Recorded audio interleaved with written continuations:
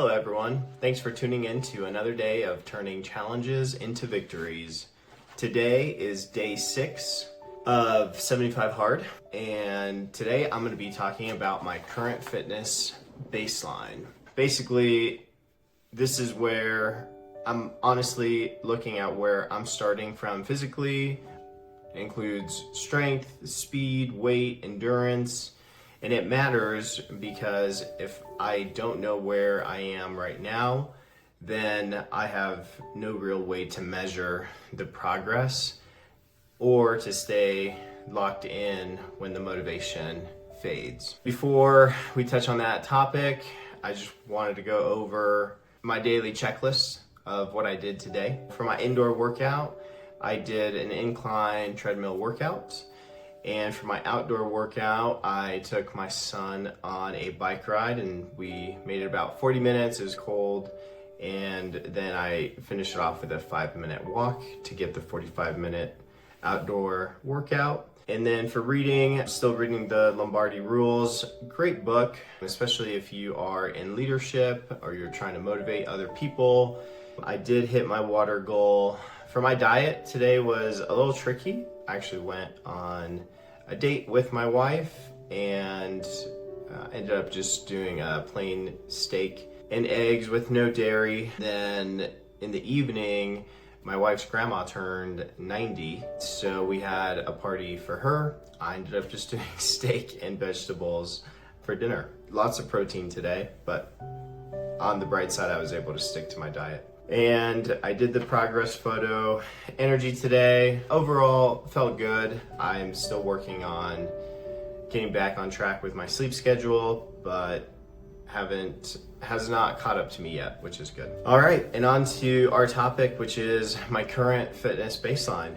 Today, I'm just gonna be honest where I'm at. My starting weight, I measured Saturday before I started doing 75 Hard. I had weighed in about 198 pounds. 1 week later, just simple workouts and then much cleaner eating, I'm actually down to 192 pounds. In terms of my strength, I utilize an app on my phone.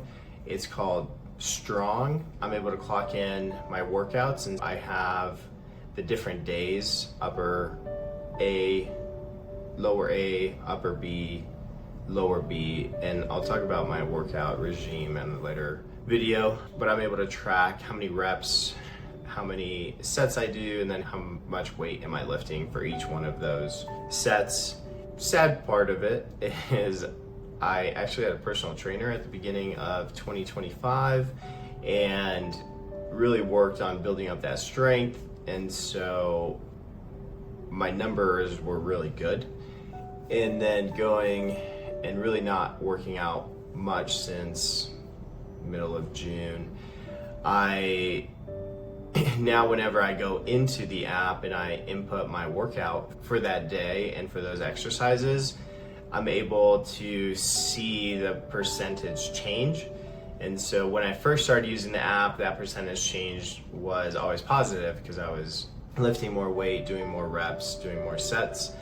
And now, because I've lost a lot of that strength, that muscle memory, my percentages are actually negative. So the last workout I did, I was averaging about negative 20%, which studies show that if you aren't working out on a regular basis, after the age of 30, you're losing roughly 1% of your muscle mass. I don't know if it's the same thing, I'm not a doctor, but definitely a motivator to keep on working out, keep on lifting weights and staying healthy.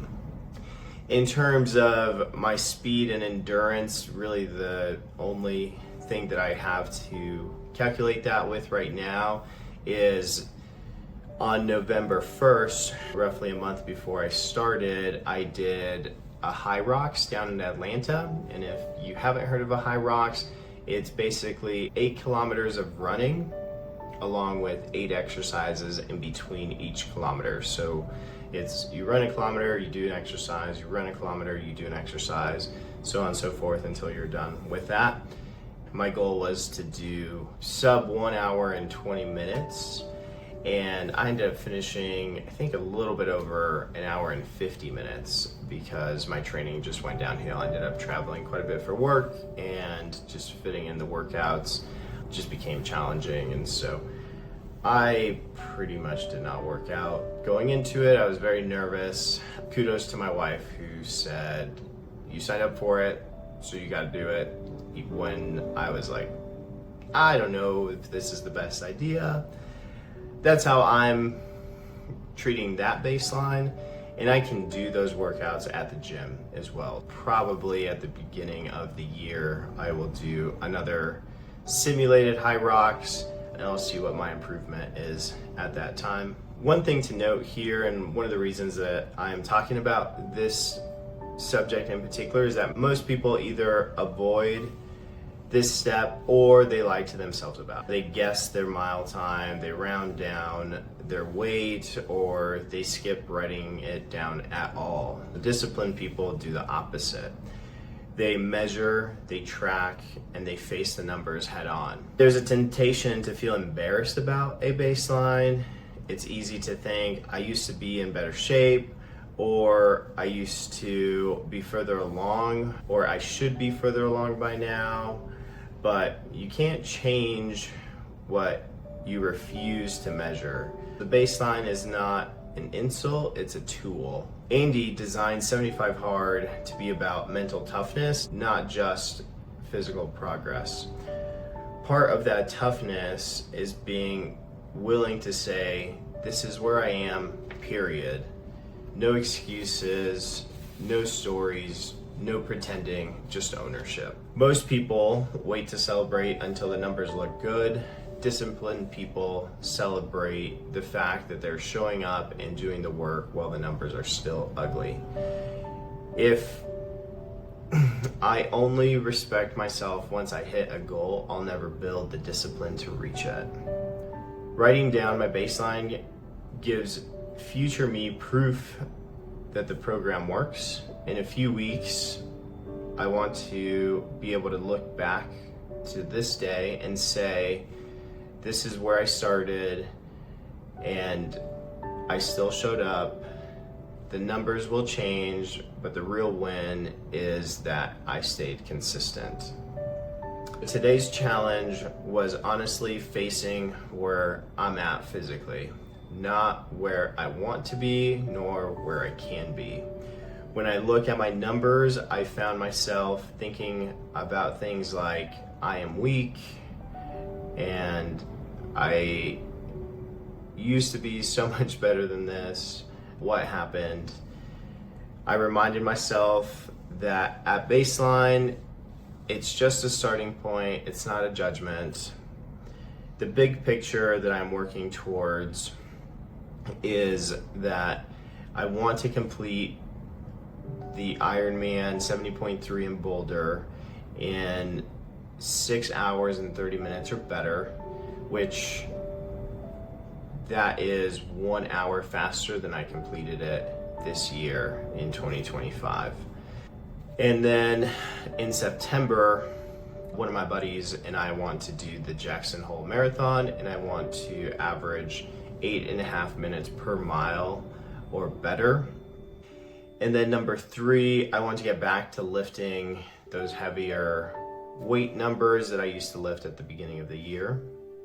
And my small fitness win that I've noticed today would have to just be how my diet is helping my weight, not a whole big change in terms of consumption, but rather just making healthier choices, which does change your consumption numbers in terms of calories and whatnot, but just how that's improved my weight, my energy, just feeling much better each and every day has been great.